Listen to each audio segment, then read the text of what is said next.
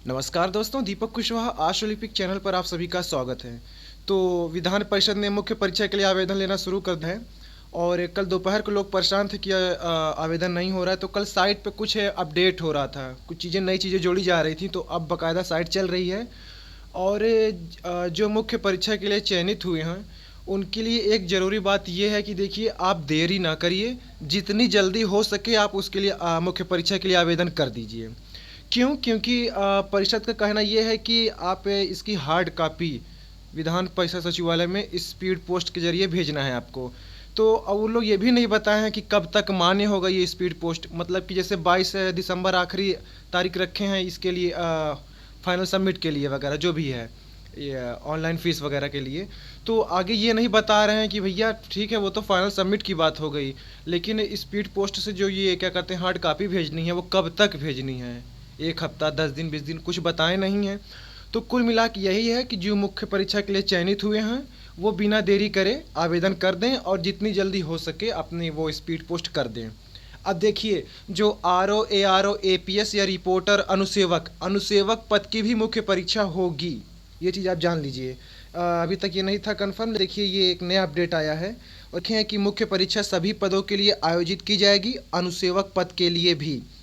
तो इस वीडियो में आपको आज मतलब मुख्य परीक्षा का जो पाठ्यक्रम वगैरह है उसको भी बताऊंगा और भी जो काम की ज़रूरी चीज़ें हैं वो भी मैं आपको बताऊंगा। तो कुल मिला के देखिए, जिन्होंने आरओ, एआरओ, एपीएस सबके लिए आवेदन किया था और वो इन तीनों में मान लीजिए वो चयनित हुए मुख्य परीक्षा के लिए, तो वो एक काम ये करेंगे, जैसे आरओ के लिए आपने इसकी फाइनल प्रिंट किया, तो उसके साथ आप अपना ये हाई स्कूल, इंटर, स्नातक, परास्नातक वगैरह जो लगाना हो लगाइए।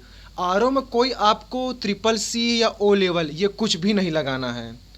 अगर आपने आवेदन करते समय उनको बताया है कि हाँ, आरओ के लिए भी मैं ट्रिपल सी लगा रहा हूँ या आरओ के लिए भी ओ लेवल, हालांकि मुझे नहीं लगता कि ऐसा कुछ मांगे होंगे, क्योंकि आरओ के लिए सिर्फ सामान्य स्नातक ही रखे थे। तो उसके साथ और कुछ मत लगाइएगा।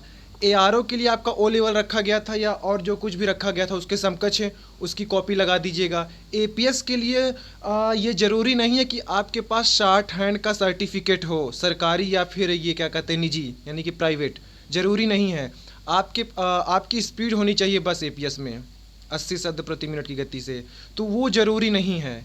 ठीक है ना, ना टंकण परीक्षा के लिए शॉर्ट हैंड मांगे हैं वो, और ना ही ये शॉर्ट हैंड के लिए। लेकिन अगर आपके पास कुछ प्राइवेट है या सरकारी है कुछ, अगर आपने आईटीआई से किया हो तो वो लगा दीजिए, कहीं किसी प्राइवेट संस्था से किए हो तो लगा ज़रूर दीजिए। अब है तो क्या आचार डालेंगे उसका, तो कहीं ना कहीं काम में लगा दीजिए कि हाँ भैया हमने किया है, आप देखिए। तो अगर आपने प्राइवेट भी किया है या सरकारी भी किया है तो आप लगा ज़रूर दीजिएगा, शायद फ़ायदा मिल जाए। रखने कोई मतलब नहीं है। यही चीज़ रिपोर्टर में भी है, अगर उसके लिए भी आपके पास कुछ प्रमाण पत्र है 140 से तो आप उसको भी ज़रूर लगा दीजिएगा। अब एक बात ये है कि जब जैसे एपीएस के लिए भी आप फाइनल प्रिंट निकालेंगे, एआरओ के लिए भी, आरओ के लिए भी और रिपोर्टर के लिए भी, तो उन सभी के साथ अलग अलग आप अपना ये शैक्षणिक अभिलेख भेजेंगे। कहने का मतलब आरओ का जो हार्ड कॉपी है उसके साथ हाई स्कूल, इंटर, स्नातक ये नत्थी लगा के क्या कहते हैं स्वप्रमाणित कर दीजिएगा, ये एक लिफाफा में हो गया। फिर दूसरा एपीएस के लिए भी ऐसे सबका बना लीजिएगा, रिपोर्टर के लिए भी बना लीजिएगा। अब आपकी मर्जी है कि आप एक ही लिफाफे में सबके लिए भेजेंगे या अलग अलग, वो आपके ऊपर है। लिफाफा बड़ा रहेगा तो एक ही में सबके लिए भेज दीजिए। कहने का मतलब कि आपने 3 पद के लिए आवेदन किया है तो 3, 6, 9, 12 पन्ना आपका भेजाएगा ये क्या कहते हैं स्पीड पोस्ट से।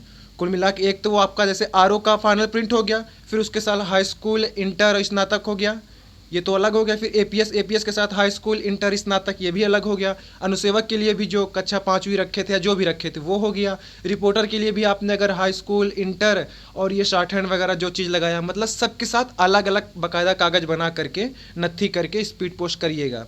अब ये नहीं कि फाइनल प्रिंट सबका तो हम अलग अलग दे दिए, लेकिन जो शैक्षणिक अभिलेख है आपका हाई स्कूल, इंटर और ये स्नातक, ये बस एक ही भेज दिए तो वो अपना समझ लेंगे, ऐसा नहीं है। मुख्य परीक्षा के लिए और प्रारंभिक परीक्षा के लिए अलग अलग आवेदन लिए थे, सबसे अलग अलग शुल्क भी ले रहे हैं, तो इसका मतलब ये हुआ कि आप अलग अलग कागज़ भी सबके लिए भेजेंगे। ठीक है ना, विधिवत आपको बता दिया इसके लिए। अब बात कर लेते हैं इसके मुख्य परीक्षा के पाठ्यक्रम की। तो देखिए, अनुसेवक की भी मुख्य परीक्षा होगी, ये तो कन्फर्म है। अब देखिए समीक्षा अधिकारी में ये है कि समीक्षा अधिकारी के पद पर चयन केवल वस्तुनिष्ठ प्रकार की लिखित परीक्षा के आधार पर किया जाएगा। यहाँ जो लिखित परीक्षा दिया है ये कल कंफर्म कर दिया गया है कि लिखित परीक्षा नहीं, आपकी बहुविकल्पी परीक्षा ही होगी। बहुविकल्पी का तात्पर्य है कि जैसे प्रारंभिक परीक्षा के लिए हुआ था ना ऑब्जेक्टिव, वैसे ही होगी।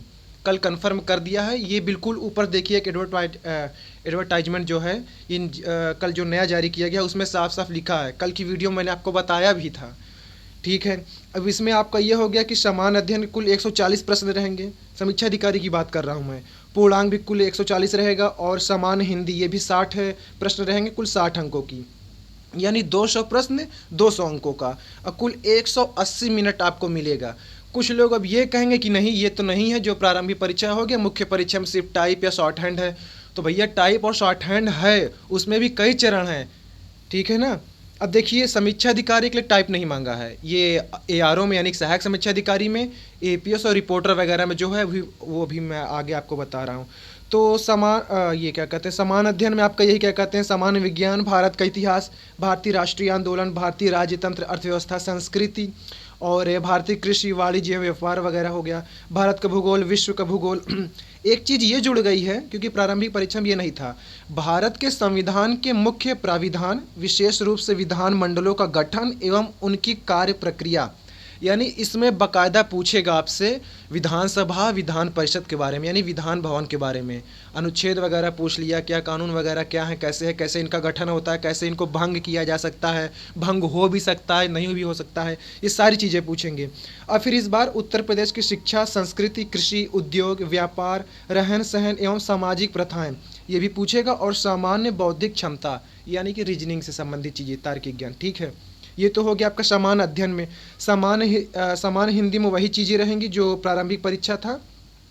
इस बार एक चीज़ अलग से जुड़ गई, ये है कि विशेष एवं विशेषण, और बाकी विलोम शब्द, वाक्य एवं वर्तनी शुद्धि, अनेक शब्दों के लिए एक शब्द, तत्सम, तद्भव, पर्यायवाची शब्द, ये सब कुछ पहले जैसे रहेगा, यानी 10-10 प्रश्न सबसे रहेंगे। आप खुद से भी देख सकते हैं, अगर आपके पास विज्ञापन हो तो अच्छे से आप देख लीजिएगा, समझ में आ जाएगा। अब देखिए अपर निजी सचिव के लिए, अपर निजी सचिव के पद पर चयन की कार्यवाही 2 चरणों में की जाएगी। ठीक है, प्रथम चरण में वस्तुनिष्ठ प्रकार की लिखित परीक्षा का एक प्रश्न पत्र होगा। यहाँ अब उनको समझना है जो बहस कर रहे थे कि प्रथम चरण तो भैया प्रारंभिक हो गया, अब मुख्य चरण में सिर्फ शॉर्ट हैंड टेस्ट होगा। तो मतलब कि या तो परिषद वाले बेवकूफ़ है, या तो मैं जो वीडियो बना रहा हूँ वो, या तो आप लोग जो मुख्य परीक्षा के लिए पास हो गए सिर्फ आप लोग समझदार हैं। यही तीसरे वाला ज़्यादा लग रहा है। ठीक है, तो भैया जब यहाँ साफ साफ दिया है कि 150 प्रश्न, प्रारंभिक परीक्षा तो आपका 100 हुआ था, तो 150 काहे बरे दिए फिर? तो इसका मतलब ये है कि आपकी अपर निजी सचिव पद की प्रतिवेदक यानी कि वृत्त लेखक, रिपोर्टर, उसकी भी मुख्य परीक्षा है, वो भी 150 अंकों की। ठीक है ना, इसको समझिए अच्छे से। अब देखिए इसमें ये है कि हिंदी परिज्ञान एवं लेखन योग्यता कुल 50 प्रश्न रहेगा। सामान्य ज्ञान इसमें भी कुल 50 प्रश्न, और समान बुद्धि परीक्षण जो अधीनस्थ सेवा चयन आयोग से भर्तियां आती थीं, कनिष्ठ सहायक हो गया या स्टेनोग्राफर आशुलिपिक पद की, याद है बिल्कुल वही पाठ्यक्रम है ये। तो लोग पूछेंगे कि यार ये अब ये हिंदी परिज्ञान क्या है या इसमें क्या क्या चीज़ आएगा, तो आप ध्यान करिए। UP SSSC से भी भर्तियां आती थी स्टेनो जूनियर असिस्टेंट की, तो उसमें भी बिल्कुल यही सिलेबस रहता था। अगर जो दिए होंगे आपके पास पिछला कोई प्रश्न पत्र हो, या फिर गूगल में सर्च कर लीजिए, या फिर यूट्यूब पर ढूंढ लीजिए, मिल जाएगा कुछ ना कुछ। ये चीज़ हो गया। 150 अंकों की आपकी ये परीक्षा होगी। फिर उसके बाद जो आपका द्वितीय चरण है वो आशुलेखन एवं टंकण परीक्षा। APS के लिए सिर्फ हिंदी शॉर्ट हैंड अनिवार्य है। ठीक है, हिंदी शॉर्ट हैंड मांगी गई थी, सिर्फ हिंदी अनिवार्य है, और फिर इसके अतिरिक्त एक टंकण परीक्षा इसमें लेंगे। ये चीज़ हो गया, कोई माइनस मार्किंग नहीं है, ये ध्यान रखिएगा। और बाकी आप पढ़ लीजिए कि हिंदी परिज्ञान एवं लेखन योग्यता में क्या आएगा, सामान्य ज्ञान में क्या आएगा, और समान बुद्धि परीक्षण। क्योंकि पूरा पढ़ के सुनाने मतलब वीडियो बहुत लंबी हो जाएगी, और वैसे भी आज की वीडियो लंबी होनी ही है, तो इसीलिए ज़्यादा लंबी ना करते हुए आप भी पढ़ लीजिएगा। अब देखिए सुरक्षा सहायक पुरुष एवं महिला, इसके लिए भी देखिए वही चीज़ है, जैसे आपका ये अपर निजी सचिव का था वैसे इसका भी बिल्कुल हूबहू 150 अंकों की, ये भी 150 अंकों का वो भी था, तो इसको भी आप समझ लीजिएगा। अब बात कर लेते हैं शोध सहायक। शोध सहायक में ये है कि समान हिंदी 30 प्रश्न हो गया, सामान्य ज्ञान 30 प्रश्न, और पद के कार्यों अथवा दायित्वों से संबंधित प्रश्न। तो शोध सहायक के पद के हिसाब से जो अपनी योग्यता के हिसाब से जो ये रखे होंगे उसको अपना देख लीजिए। और इसका पाठ्यक्रम अलग है, इसको आप अपने स्तर से देख लीजिएगा। विशेष कार्य अधिकारी का भी देख लीजिएगा अपने स्तर से। और अब बात कर लेते हैं वृत्त लेखक यानी कि रिपोर्टर के पद की। तो इसमें भी यही दिया है कि वृत्त लेखक के पद पर चयन की कार्यवाही 2 चरणों में की जाएगी। प्रथम चरण में वस्तुनिष्ठ प्रकार की लिखित परीक्षा, लिखित परीक्षा का मतलब वही बहुविकल्पीय परीक्षा होगी, ठीक है। इसका भी पाठ्यक्रम बिल्कुल वही अपर निजी सचिव वाला हूबहू है। बस अंतर यह है कि अपर निजी सचिव में 80 से 60 अंक मांगते हैं और वृत्त लेखक में 140 से हिंदी और 120 से अंग्रेजी अनिवार्य दोनों हैं, ठीक है ना। हिंदी और अंग्रेजी दोनों अनिवार्य है। और अगर उनको ऐसे लड़के नहीं मिलते हैं, लड़कियां नहीं मिलती हैं हिंदी अंग्रेजी दोनों को, तो सिर्फ हिंदी वाले को ही वरीयता मिलेगी, उसे ही रखा जाएगा। कहने का मतलब ये, वरना अनिवार्य तो देखिए दोनों है। तो इसमें भी देखिए हिंदी परिज्ञान एवं लेखन योग्यता है, समान ज्ञान है और समान बुद्धि परीक्षण है। ये भी हूबहू अपर निजी सचिव वाला है। 120 मिनट आपको समय दिया जाएगा। समीक्षा अधिकारी लेखा के लिए देख लीजिएगा, क्योंकि इसमें बही खाता वगैरह अलग से चीज़ जुड़ गया है, तो ये आप देख लीजिएगा इसको। और आपका संपादक, इसमें भी संपादक के पद से संबंधित चीज़ें पूछे जाएंगे, अलग से 50 प्रश्न रहेगा। अब आखिरी में बात कर लेते हैं अनुसेवक के पद की। तो देखिए अनुसेवक की भी मुख्य परीक्षा होगी। ये परिषद वाले बड़ा तामझाम करके फैलाए हैं, एक ही बार में सही से नहीं बताते हैं। तो देखिए इसमें यह है कि प्रश्नगत पद पर चयन 2 चरणों में संपादित किया जाएगा। प्रथम चरण में एक स्क्रीनिंग परीक्षा होगी जो कि वस्तुनिष्ठ प्रकार की होगी, में केवल एक प्रश्न पत्र होगा। उक्त परीक्षा के कुल प्राप्तांक 100 होंगे। परीक्षा की अवधि 120 मिनट होगी। आपकी प्रारंभिक परीक्षा शायद 50 अंकों की थी, हाँ तो वो थी। अब ये देखिए मुख्य परीक्षा ये 100 अंकों की होगी। तो इसमें समान ज्ञान के कुल 50 प्रश्न रहेंगे 50 अंकों के, और समान हिंदी का 50 प्रश्न 50 अंकों का, यानी कि 100 प्रश्न 100 अंकों का। ये आप देख लीजिए, समान ज्ञान में वही चीज़ें हैं जो आपकी कुल मिला के जो प्रारंभिक परीक्षा वाला था ना पाठ्यक्रम, वही इस बार भी रहेगा। उसमें 50 प्रश्न थे, इसमें 100। तो जहाँ तक मुझे लग रहा है कि मैंने आपको सब कुछ बता दिया है आज की वीडियो में। और एक ज़रूरी बात, अगर आप लोग UPSC, UPPSC, UP triple SC, SSC, railway या फिर बैंक वगैरह आदि भर्ती परीक्षाओं की तैयारी कर रहे हैं, तो आप लोग अनअकैडमी कोचिंग संस्थान से जुड़ सकते हैं। ये बहुत ही फेमस कोचिंग संस्थान है जो आप लोगों को ऑनलाइन कोचिंग मुहैया कराती है। तो आपके स्क्रीन पर एक रेफरल कोड चल रहा है इंडिया 10। अगर आप इस कोड का इस्तेमाल करते हैं तो आपको 10% की छूट मिलेगी उस कोर्स के लिए। तो आप चाहे तो 1 महीना के लिए, 3 महीना के लिए या फिर साल भर के लिए इस कोचिंग को कर सकते हैं। अब जरूरी नहीं कि सिर्फ जो सब्सक्राइब कर रहा है वही करे इसके लिए। आपका कोई छोटा भाई बहन हो उसके भी काम आ सकता है, या फिर आपका कोई दोस्त यार हो तो आप लोग आपस में साझा करके भी कोचिंग कर सकते हैं। तो आपको देखिए जिस कोर्स के लिए तैयारी करना चाह रहे हो उस पर क्लिक करिएगा, फिर दाएं तरफ है गेट सब्सक्रिप्शन, इसका एक विकल्प देगा। तो आप उस पर जब क्लिक करेंगे तो फिर बाएं तरफ है आपसे एक रेफरल कोड मांगेगा। तो आप रेफरल कोड में इंडिया 10 लिखिएगा, आपको फिर 10% की छूट। अच्छा, एक ज़रूरी चीज़ छूट रही है, वो ये कि मुख्य परीक्षा के लिए आवेदन कैसे करना है, वो तो बताना ही भूल गया। तो देखिए नोटिफिकेशन के नीचे ही दिशा निर्देश लिखा है, आप इसको डाउनलोड कर लीजिए, या तो इससे समझ लीजिए कैसे है, या तो फिर जो मैं बता रहा हूँ उसको समझ लीजिए। वैसे कुल मिला के ये जो नीचे न्यू रजिस्ट्रेशन लिखा है, आपको इस पर क्लिक करना होगा। जो आपके पास पिछला पंजीयन संख्या, पासवर्ड वगैरह उसको डालना है, फिर अपनी पेमेंट जमा करनी है। फिर उसके 24 या 48 घंटे बाद अपडेट होगा ये, तब फाइनल प्रिंट निकलेगा। ऐसे ना समझ में आ रहा तो आप ये यही दिशा निर्देश इसको डाउनलोड कर लीजिएगा, अच्छे से समझ जाइएगा। अब देखिए ये लिंक कहाँ मिलेगा, सरकारी रिजल्ट पे तो ऐसा कुछ दिया नहीं है कि मेंस के लिए भैया चालू हो गया। आप लोग ठीक है, सरकारी रिजल्ट अच्छी वेबसाइट है, लेकिन आप लोग विधान परिषद के अधिकारी वेबसाइट पे जाइए, जहाँ से आप लोगों ने अपना ये परिणाम देखा था ना, या जहाँ से आप लोगों ने इसके लिए आवेदन किया था शुरू में। एक काम करिए, सरकारी रिजल्ट पे जाइएगा आप, तो उस पर इसके ऑफिशियल वेबसाइट पर जाइएगा, या ये जहाँ पे लिखा है कि रिजल्ट या फिर आंसर की या फिर डाउनलोड एडमिट कार्ड वगैरह, इनमें से किसी पर भी आप क्लिक करेंगे तो आपको ये उसी लिंक पे ले जाएगा, मतलब कि मुख्य परीक्षा वाले आवेदन वाले लिंक पे। या फिर वीडियो की स्क्रीन पर आपकी दिख रही है, इसको आप टाइप कर लीजिए गूगल पे, या फिर वो डिस्क्रिप्शन पर। हाँ यार देखिए, अंग्रेजी मुझसे बोली नहीं जाती है, मतलब ऐसा लगता है जैसे किडनी उडनी सब बाहर आ जा रही हो। कुल मिला के ये कि नीचे वीडियो की दिया है, आप वहाँ से वो लिंक देख लीजिए, वहाँ पे क्लिक करेंगे तो आप सीधे वेबसाइट पर जाएंगे।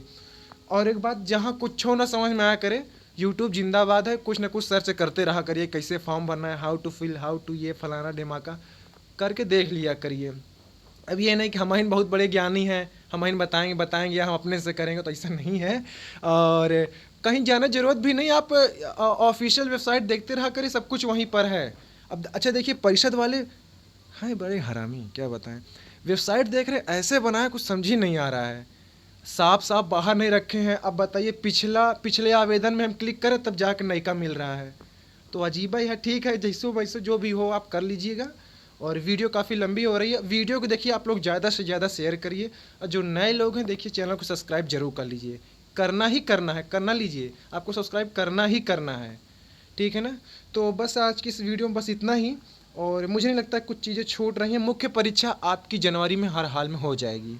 विधान परिषद की हरकतें जो है ना वो ऐसी ही हैं, मतलब जनवरी से तो बाहर जाना नहीं है, ये फरवरी तो छूना नहीं है। तो ठीक है, अगली वीडियो जो रहेगी वो विधानसभा के बारे में रहेगी, या और फिर जो कुछ ज़रूरी चीज़ें रहेंगी तो मैं आपको बीच बीच में बताते रहूँगा। अभी पिछले एक आध हफ्ता से शायद लगातार वीडियो हो गई है। अब उत्तर प्रदेश में यही है कि भर्ती ही चल रही, तो क्या किया जा सकता है। अधीनस्थ सेवा चयन आयोग यानी कि यूपी 8088, इससे बड़ा हरामी आयोग तो कोई है ही नहीं, मैं देखा ही नहीं। मतलब कि सांपों अगर किसी को सूंघ जाता तो कम से कम आदमी थोड़ा आगे पीछे हिलता डुलता है, ये नहीं कि उसी जगह खड़ा रहेगा। अब सामने सांप कोई देखेगा तो जाहिर सी बात है पीछे भागेगा ना। अधीनस्थ की कहानी ये है कि 1.5 साल से ठप पे है, मतलब कि बेशरम, निर्लज्ज, निहायती बेशरम टाइप का आयोग, कुछ असर नहीं पड़ेगा। अच्छा उसको क्या कहना जब अपना मुख्यमंत्री कुछ सुने तो नहीं, नहीं नहीं कुछ नहीं। ठीक है, तो आज की इस वीडियो में बस इतना ही। पूरी वीडियो देखने के लिए धन्यवाद। जय बजरंगबली।